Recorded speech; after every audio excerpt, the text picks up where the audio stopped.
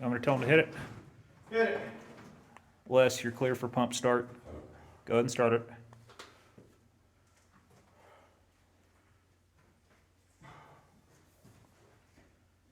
I thought we had a start button on this thing. What the hell?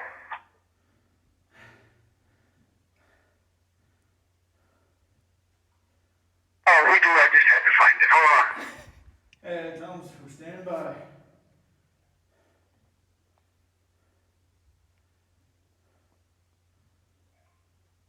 Now I get to do a rotation check.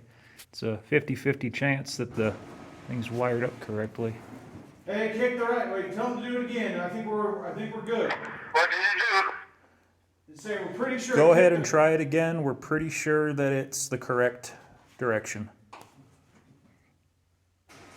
Yeah! Woo! It is correct. You got good rotation, correct direction. And then kick opposite is the direction the arrow is. Yes, it's kicking towards that muck bay. Oh, okay. Well, you guys have a long rope down there. It might be good to tie onto that. That hose is kind of using a bad thing to hold it back. Copy, that's a good idea. We'll go ahead and do that. What was he saying? Tie a lifeline onto it because that hose is real long. Yeah. Now we do have that I got a chain right here. we do have that safety berm down there. I got the chain, the pumps on, and then we got wire rope on, or oh, we got rope on the truck. Pull the rope.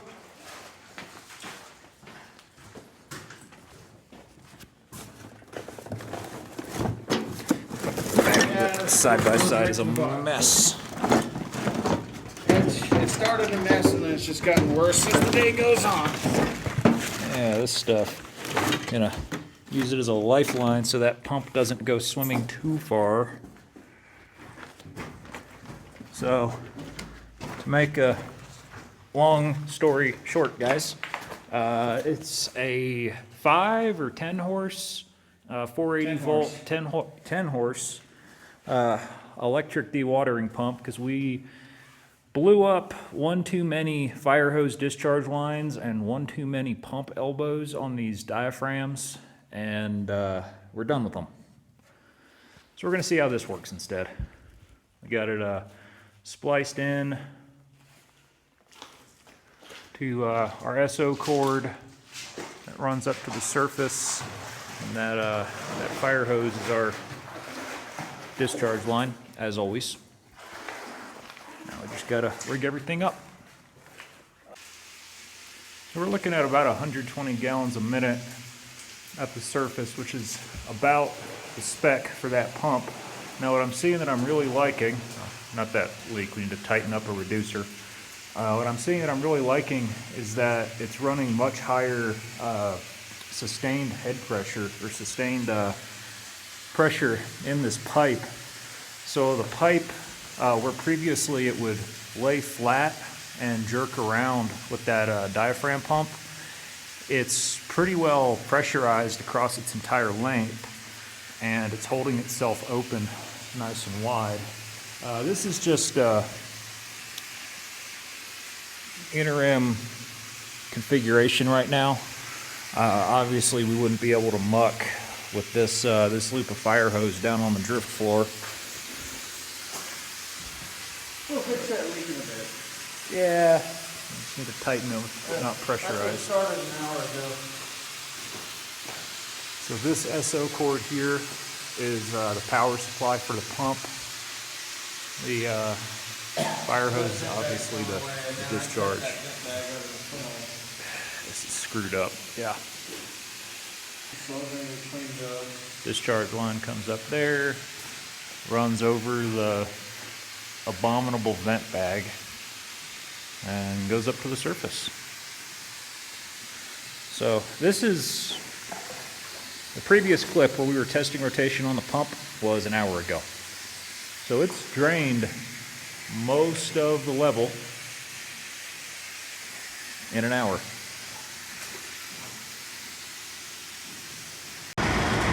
Thought I'd give y'all a progress update of the electric pump. So this little line of rocks here was at 7:30 this morning. Currently it's about 9:30. So in 2 hours we've made back about 8 feet in the decline, linear feet in the decline. And we're thinking we should definitely be pumped down to the next break in the dewatered discharge line. We have to pop that victolic apart, put our victolic upstream back together, and insert the connect the fire hose right there. That will very possibly be quite soon. Other than the young buggy idling in the background, you hear how quiet that pump is? None of the psh, psh, psh, psh. It's a lot nicer. And it moves about 3 times as much water. Well, that pump's been in for a couple weeks now. And we've been running it about the same amount of time as the diaphragm pump, which we have left in place just in case of emergency. We've been running it about the same total amount of time, but the throughput on this electric pump is just so much greater than the diaphragm that we're actually dropping the level in the fracture zone above this level, dropping the water out of it, and we're actually advancing the decline, not by much, but we have to drop all that water out of that fracture zone to keep it from coming back, and the rate of water resurgence has dropped precipitously. Oh, here's our discharge. Now you might notice something else, and this is what I'm working on today. I pulled out the ventilation tee that had been here. So initially it teed off on the 130 north, and then down to the 250 level, which is underwater for the moment, but we're working on that. It had been teed off, and we tried to sort of blind off one end of the tee. That didn't work nearly as well as we wanted to, and that was responsible for a lot of our ventilation rate issues on the 130 north face. So we installed this. I installed this 45-degree elbow to direct our ventilation down the 130 north. This right here is their 25-foot section of bag. We're going to be inserting that between the elbow and our blast bag so that we can advance to the blast bag and increase the vent rate at the working face, keep things cooler. Well, it's mostly hooked up. The last 10 feet or so decided to dangle, and it appears to be blowing the water off the level. That is some serious vent. I'm going to have to spray this thing down though, because it took a mud bath. Would you look at that?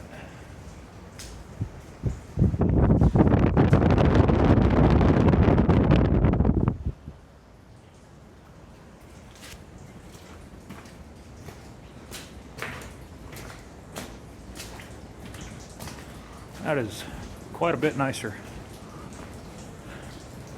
I probably need to put a little bit of duct tape on the joint between the spiral and the megaplast bag to tighten it up a little bit. However, like I was telling Pecos, if there's anywhere that that I'm okay with having a little bit of air leakage, it's right next to a muck bay where I'm either going to be running an LHD under load or idling a truck while it's getting loaded.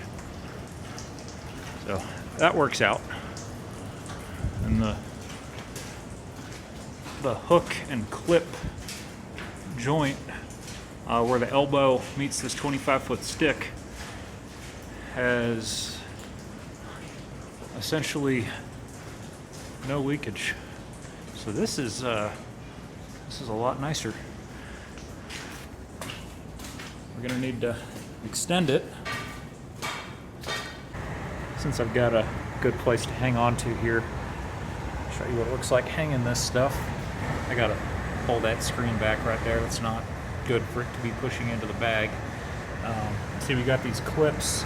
We're hanging them onto the wire, onto bolt plates, onto right there a hanger that I made because the holes on the bacon strip are the wrong size for me to hook up directly to, and then I'm gonna be chasing it basically down this bacon strip, try to keep this stick as even as we can get. It's a lot cooler down here, a lot nicer air. This was overdue.